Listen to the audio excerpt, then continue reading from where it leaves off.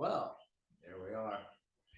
Well, welcome to Sunday, 7:30 sitting on Zoom at July 24th, 2022. Hi, thank you for joining us. So we're here every Sunday night, 7:30 p.m. Atlantic Standard, because we are in the beautiful Virgin Islands, St. Croix in the Caribbean Sea. Right now, that's the same as Eastern New York. It changes in October, I think, but for now it's the same. So if you're trying to figure out your time, maybe you don't know Atlantic, but you might know New York. Want to thank you. Yeah, if you want to make a comment, you could comment on the chat, or you want to make a if you have a question. We've been here every Sunday, just about, for the past 2 years, every Friday before that. So lots of questions piling up, probably. So I like to begin every Sunday sitting with a meditation. And sometimes I just do a straight meditation. Sometimes I incorporate breath work into it. Tonight, we're going to incorporate some breath work into it.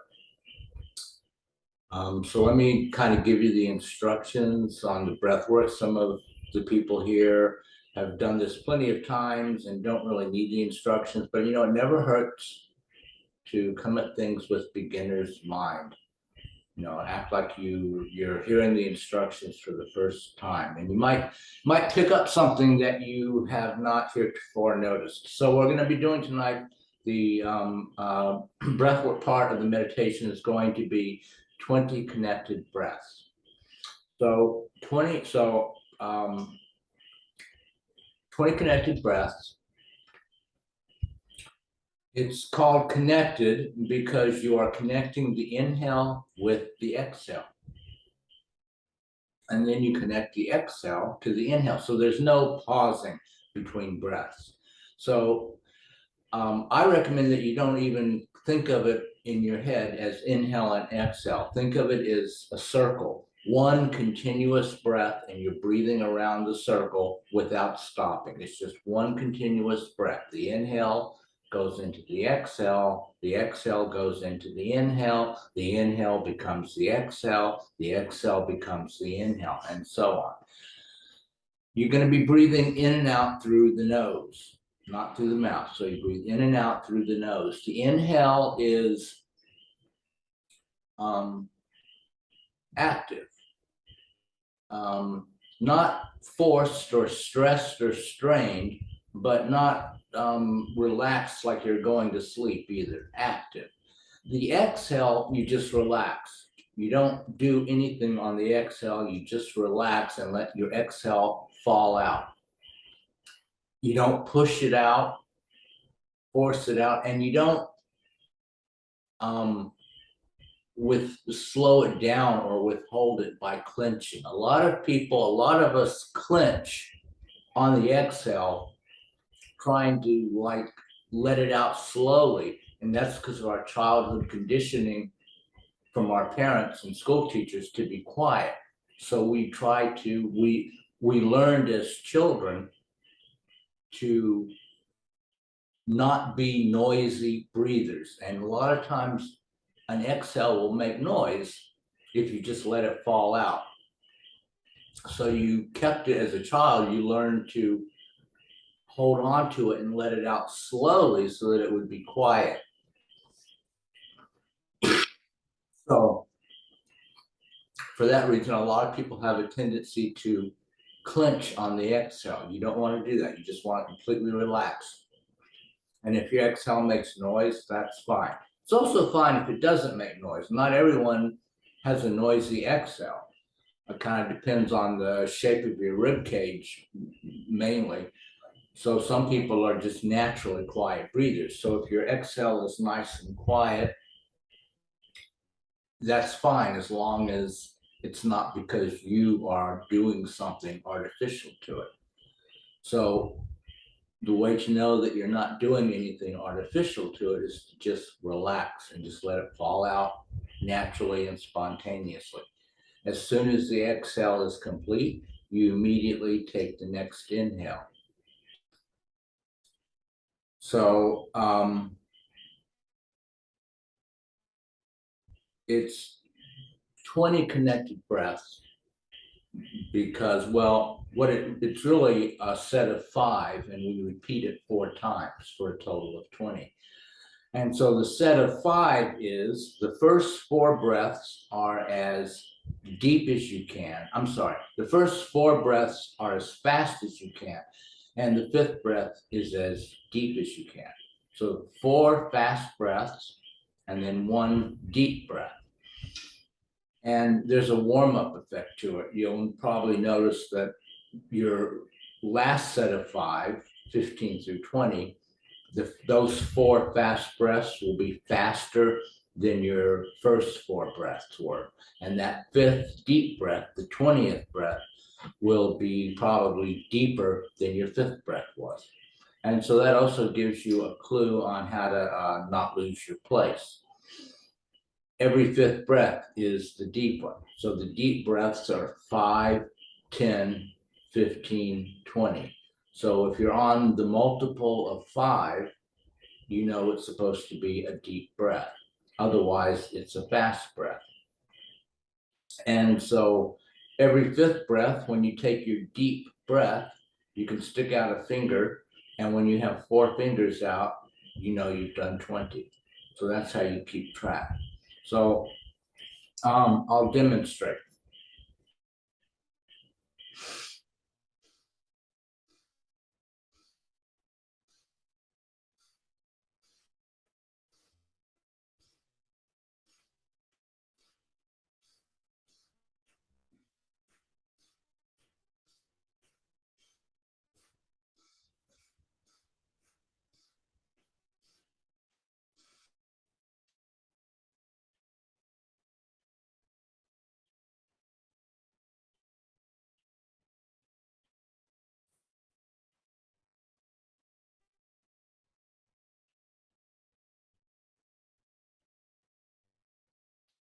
And so you notice a couple of things. One is that I didn't open up my eyes as soon as I was done.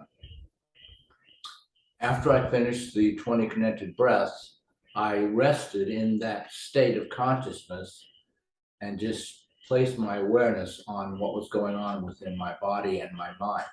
So you can think of it as like a radar or a beam of light, and you're just going to be scanning your body from head to toe, and then from toe back up again to head, and just place your awareness within your body mind and look for what's going on as a result of the breathing. So why do we breathe this way? Well, because by breathing in this connected way, we are bringing in more prana. And, you know, today's the 21st day of my 21-day process. So this has been 21 days without food. And I've been living on prana and doing breath work. Although the point of it is not really to learn to live on prana instead of food. That's something that maybe if you're an advanced practitioner like I am, and you've been doing this for decades, you might want to consider. Most people just want to do the sacred breath to release stress and anxiety and become profoundly relaxed, while at the same time supercharging the prana in their body. And by body, I mean the body mind, the physical body, but also the mental body and the emotional body. Supercharging the prana, which has a very healing effect. So then you're releasing contractions in your energy field that you have built up over a lifetime, which inhibit you in every area of your life. And at the same time, because you are so profoundly relaxed, you're able to look at those released suppressions from an altered state of consciousness. So you don't identify with them and push them back down again like you did when they first arose. Now you're like your own physician, disidentifying from them so that the energy is no longer contracted and misqualified and misjudged, and you can integrate it. So you bring that energy, instead of suppressing a negative thing, you bring it back into your energy field and get that energy back. So, and the egoic judgment about whatever that was is healed. And so you're not hanging on to it anymore. It's now healed. And this can be anything from an emotional healing that lets you have better relationships with your parents, even though you're 50 years old and they're 80. It's never too late. Or it can be a physical healing that gets you out of that keeps you out of a wheelchair like it did for me, or gets you out of a wheelchair like it's done for some of my clients. So, or it can be a spiritual healing, or spiritual progress, making quantum leaps on your spiritual path by coming to a deeper realization of who you are. And so that is done by connecting the inhale. I mean, the one of the primary aspects of the sacred breath is the connection, having the inhale and the exhale connected. So you'd be laying down for like an hour and a half, 2 hours, connecting the inhale and the exhale, and going into spontaneous mudras, going into altered states, whatever. So we're only doing 20 breaths. So obviously it's not the same, but the connecting the inhale to the exhale, that connection is one of the primary causes of bringing in more prana. So you bring in more life energy. And so even just sitting in a chair, and by the way, I recommend, if you've never done this before, that you do it sitting in a chair, because you can get dizzy. You don't want to be standing up on a concrete floor doing this for the first time, because it could very well make you dizzy and you fall over, faint, and hit your head on the floor. So you want to be sitting in a chair. And in fact, for all the Sunday sittings, I always recommend that people be sitting in a chair, even just for a regular meditation, in case you fall asleep. By the way, there's nothing wrong with falling asleep. Sleep has its benefits, but they are not the same benefits as the benefits of meditation or the benefits of breath work. So if you want to get those benefits, you have to stay awake. So that brings us to posture for meditation. You do not have to be in a perfect lotus posture to have a good meditation. In fact, for most people, that is a distraction, because they become so distracted and focused on maintaining that perfect posture. And it is, in fact, can be a little painful for a lot of people, and it distracts you from your meditation. Some of the best meditators I've ever seen slouched when they were meditating. There's nothing wrong with slouching. To paraphrase Jesus, meditation was made for man, not man for meditation. So you want to be sitting in a chair, preferably a chair with a straight back and arms, not like on a stool that you could tip over and fall off. Something, it could be your couch, it could even be the side of your bed, whatever, wherever you happen to be right now.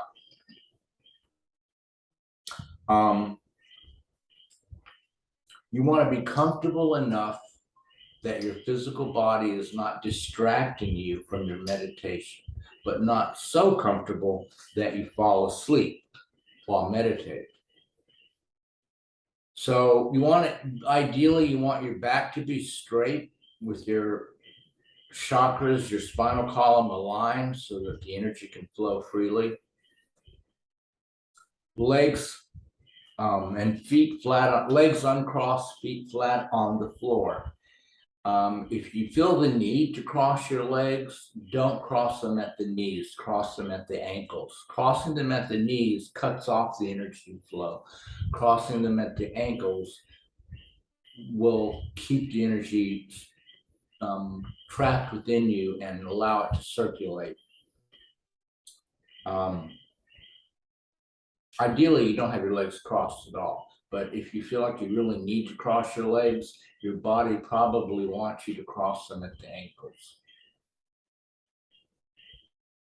So during the course of the breathing and the meditation, again, in terms of posture and meditation being made for man and not man for meditation, some people have the mistaken idea that once you've started, you can't move. You have to remain motionless like a statue. And they'll get like a kink, you know, they want to roll their neck or their head, they want to shrug their shoulders, they want to stretch their legs out, but they don't because they feel like you're not supposed to move during meditation.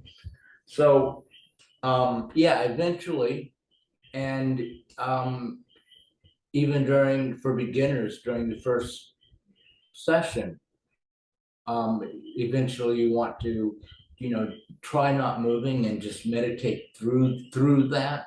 That's like a perfectly valid technique. But if you are just so uncomfortable that it's messing up your meditation, again, meditation was made for man. If you stretch your legs, bend your knees, do whatever you got to do, if it's only going to take a second or two, and then you can have a great meditation, then take that second or two and do whatever you got to do, but if you spend the entire meditation time doing that kind of thing, then obviously you're not meditating. So again, with moderation in all things, the middle way.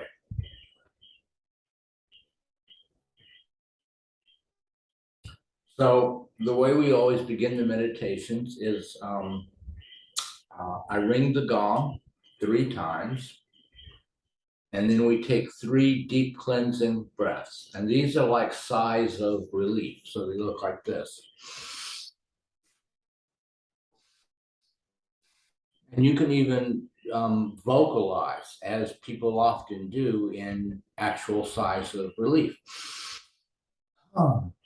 Okay, and you want to kind of exaggerate and vocalize, even though you don't feel any particular feeling of relief right now, because what you're doing, the sigh of relief is when you are totally relaxed with a sigh of relief, you breathe out that kind of sigh of relief. And it works the other way. It works both ways. Our mind, our body, and our breath and our emotions are all interconnected, one holistic whole. So if you breathe the way a completely relaxed person who's having a sigh of relief breathes, you will become completely relaxed. So you're like telling your mind that you're safe and that you can relax completely by imitating the breath of someone who feels safe and feels that they can relax completely. And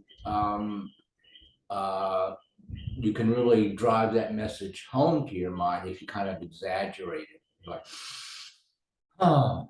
So feel free to do that. Also, the reason that we do the 3 sighs of relief is because we are separating out our meditation time from our regular life. So you've got 3 gongs and then 3 sighs of relief. So that's 6 whatevers, right?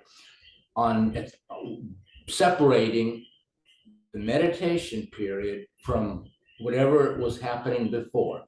Earlier today, all last week, since the last Sunday sitting at 7:30 on Zoom, right?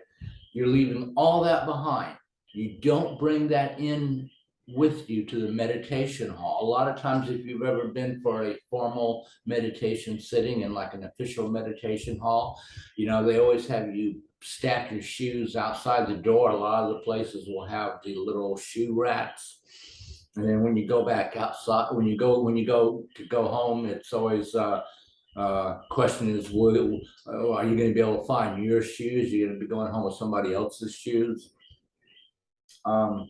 especially if you're like the last one out the door, like I often was. So, but what they say is, when you leave your shoes, leave your problems with them, and don't bring them into the meditation hall. And when you leave, you can always get your problems with your shoes and take them back home with you if you want to. Many times during the course of the meditation, the problems either solve themselves, or you realize they weren't really the problem you thought they were, or they weren't really so important.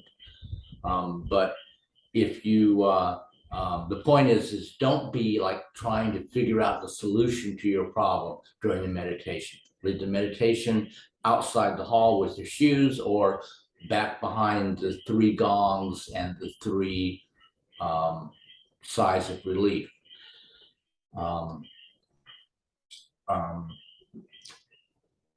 Because if you could figure out the solution to your problems, you'd have already done so, right?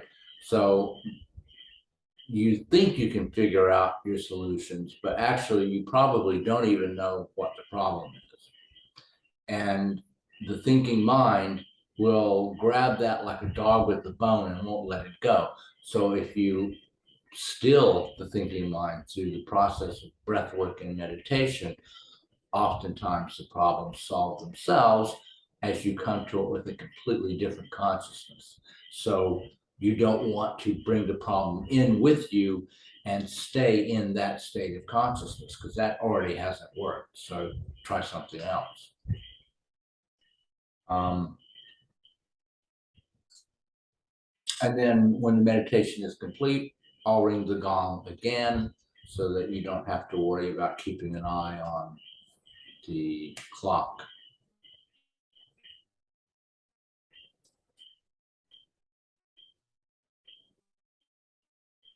So for the actual meditation tonight, again, I'll ring the gong 3 times. We'll do the 3 sighs of relief.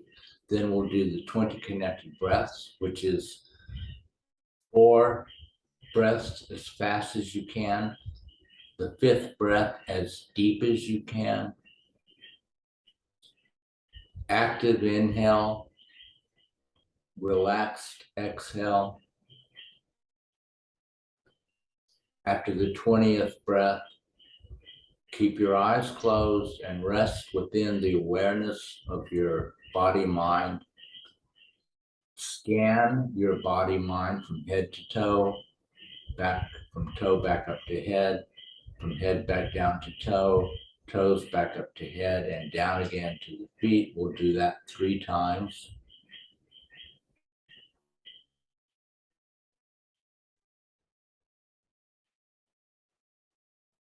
And then we'll just rest in that awareness for a moment. So, if there's any questions, you could unmute yourself and ask it audibly, or you can type it in the chat box.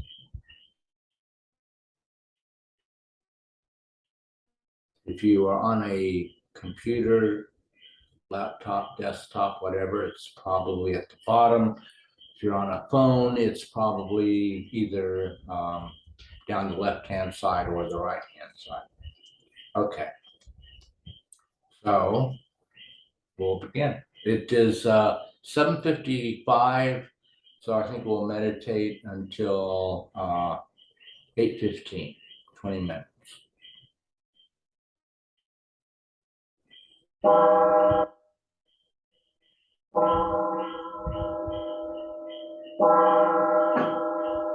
Three sighs of relief.